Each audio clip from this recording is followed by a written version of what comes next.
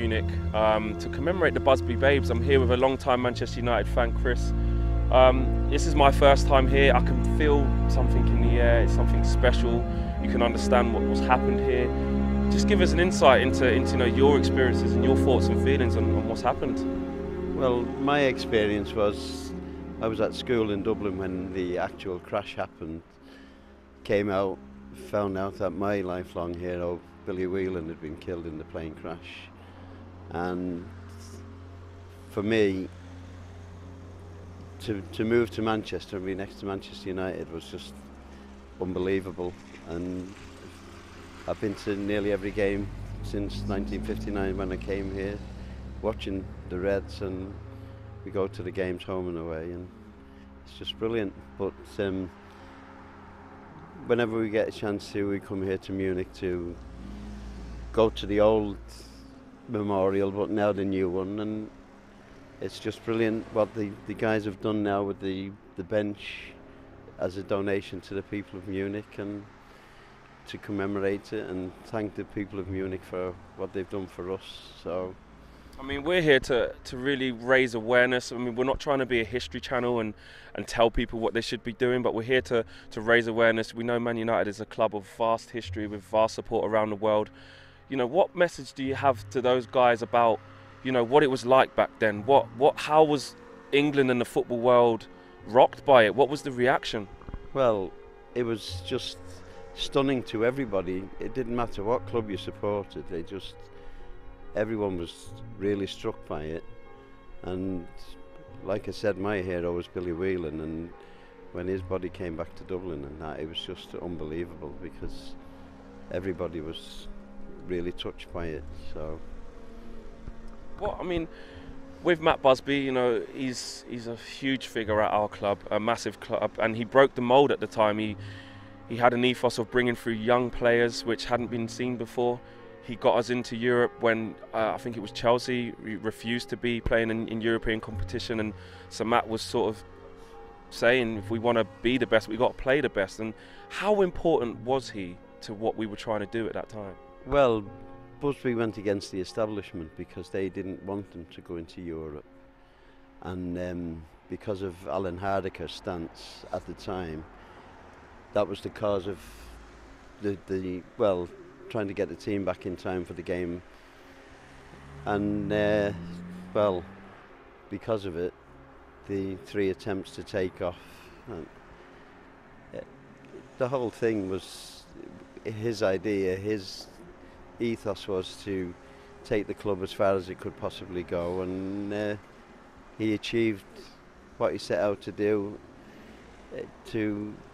Now the European Cup is huge, it's massive, and that was his vision, and he's taken the club all the way. Well, he took the club all the way in 1968, but because of what happened in 1958, his whole being was, yeah. How did we manage to rebuild after such a horrific event? Those players were the cream of the crop of English football at the time. How did we manage to rebuild and go again and stay united? Well, again, it was his vision, and it was the work of people like Jimmy Murphy and that who he inherited it. That was the number 2 at the time, wasn't he? Yeah, and with the help of people like that, we came through. But immediately after the game, they borrowed players from whoever they could and cobbled a team together to carry on. But we rose from the ashes, literally. So, what was it like being in the stadiums at that time? After the disaster happened, what was it like with the fans? The players that were developing. Were the fans 100%, all united and expecting us to go on to great things and re-establish ourselves again, or was it really difficult? Immediately after the thing, the people, everybody was behind United, and that went on for a couple of years. But it just, everything went back to normal then, the usual banter between the clubs and all that. So Do you think that they've been remembered how they should have? Do you think that the respect's been paid to them? Do you think that enough's being done to remember these guys? Well, I don't think the club do enough to. The fans carry it on. Well, the older fans carry it on, and I'm not sure that the younger fans realise or understand what went on. But to the older fans, it'll always be, "We'll never die," you know. So. What message, just before we finish this off, what message would you have to the younger fans or new fans of Manchester United who maybe don't know who the Busby Babes are, have never really heard of the story, or have maybe just seen it on TV, a minute's silence, but don't really understand the true meaning of what happened? What message would you have to those supporters? Well, the only thing that you can say is that these players gave their lives for our club, and it's our club. It doesn't belong to anybody. It belongs to us all, and we should carry on that tradition, and hopefully the younger fans will. Chris, listen, fans like yourselves are so valuable now to share your knowledge and your experiences with the younger generation, with new fans of our amazing club, and to be here sharing this with someone like you with vast knowledge. You've been going, did you say, since 59? And haven't stopped? No. And you still go to every game now? Yeah. As much as we possibly can, yeah. I mean, to be able to share this with you is an honour, and I'm just glad that we can raise awareness of this tragic event for people who don't know. And like I said, we're not here to try and be historians and force on to people what they should be doing, but just to raise awareness and to pay homage to these people. No, but we should also thank the people of Munich for looking after stuff the way that they do, and they've always made us welcome whenever we come here. So. Just on the I say celebrations, on the events that will be happening. What can we expect when we're going to be here for the next 2 days? Is there more events happening, more commemorations happening? There's 3 or 4 events going on tonight and tomorrow. So I couldn't really say what they are because the people are keeping us in the dark a bit. Yeah. The people that organised it. So, but we will know. Yeah. Listen, Chris, thank you very much for spending your time with us, and thank you for giving us an insight into this iconic moment in the history of our club. Thank you very much. You've come out here to Munich, obviously we know why. What's your thoughts and feelings being here at the crash site? How does it make you feel? It's something I think I've said, as long as you can afford it, and that's the important thing. If you can afford it, come out, because it is part of your culture, it's part of your history, it's your family, and yeah, I mean, like I just said to you, I've not even been to my mum's grave, but here I am today, and it's a special occasion, 60th anniversary. What does it mean to you personally? I mean, I know obviously a lot of United fans have their own take on it, but you personally coming out here, you just mentioned it's such a big thing. You haven't been to your mother's grave, but you've been here. Yeah. What does this mean to you? It's your culture, isn't it? It's part of what you. We didn't support United because of it, but it's there. Most of my family are Blues, by the way. Yeah, there's me and my eldest brother that are United fans, and I'm bringing my son up to be a United fan. And it's just something that, yeah, it's happened, and never forget it. You can't change it, but no, never forget it. I mean, the younger fans, what would you say to those, who maybe don't understand, A, the severity of what happened, and B, just how good that side were? They were young. Samat was bringing in players that were very young, which hadn't been done before. He went against the grain. He went against the grain of putting the team into Europe, which hadn't been done. What was that team like? Only from videos that we've seen, they possibly were the greatest team ever to grace a football field. And it was all done on a shoestring. Don't forget that. These were all young kids that came up and played the Matt Busby way, and that's it. And we've just got to get there, haven't we? In terms of how we've rebuilt since then, we had a massive rebuilding job to do, and the way the club's gone since then with our tradition of bringing through young players, just to bring it through maybe to the present day. Do you think that we've stayed on that track? Do you think that we've managed Not at the moment.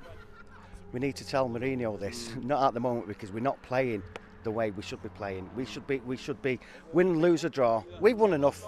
Let City have their day.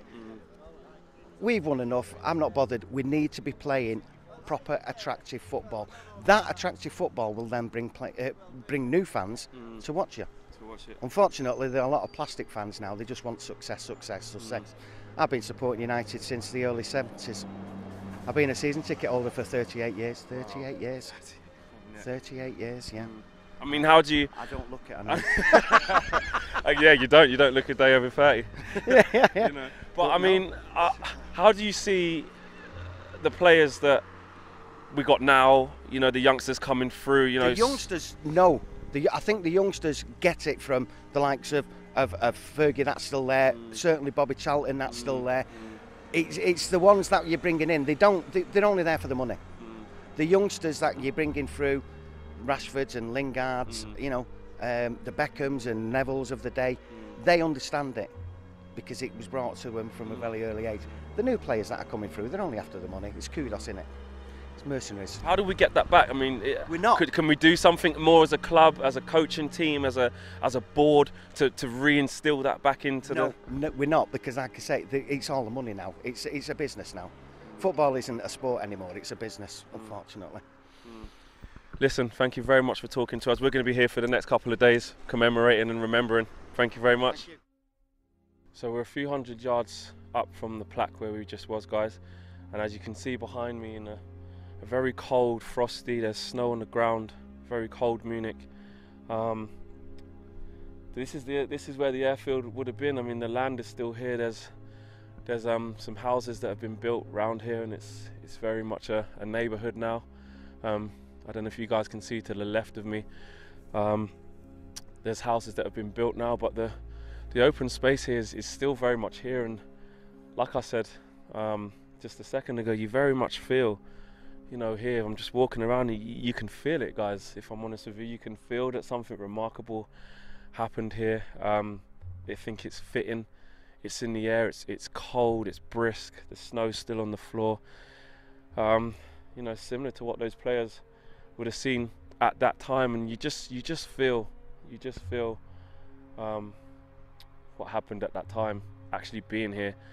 If I'm honest, coming here, I didn't think I'd feel like this. If I'm honest, it is quite emotional. It is quite intense. Just to try and rethink what those players must have been going through. You read how they felt, you know, with the failed takeoff attempts, and you only have to listen to the accounts that Bobby Charlton gives.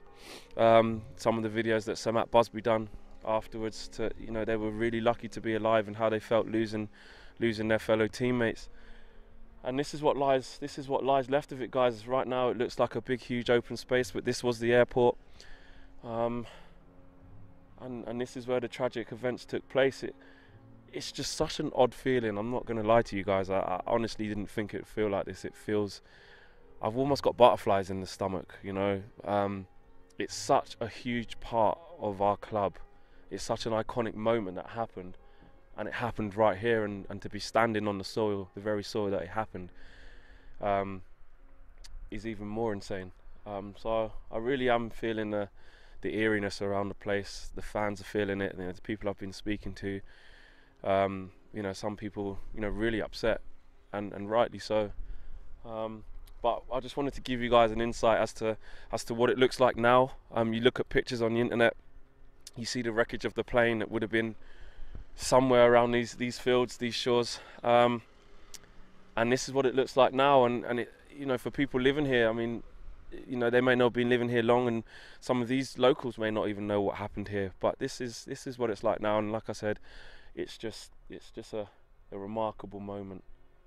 I mean, you can hear the wind just whistling, and it just makes you think. You know, it is really freezing cold here, and it's kind of similar to. I know it was snowing heavily, and that was the reason why, you know, obviously the plane wasn't able to take off and malfunction because of some of the weather stuff that was going on. But it's kind of like the picture's set. You know, it's 60 years now, and it's freezing cold. The snow's on the floor. It's kind of a fitting tribute, guys, if I'm honest. Kind of a fitting tribute. But you know, keep watching, guys, and we've got a lot more content to come your way to give you guys a real eye opener into what happened on that day.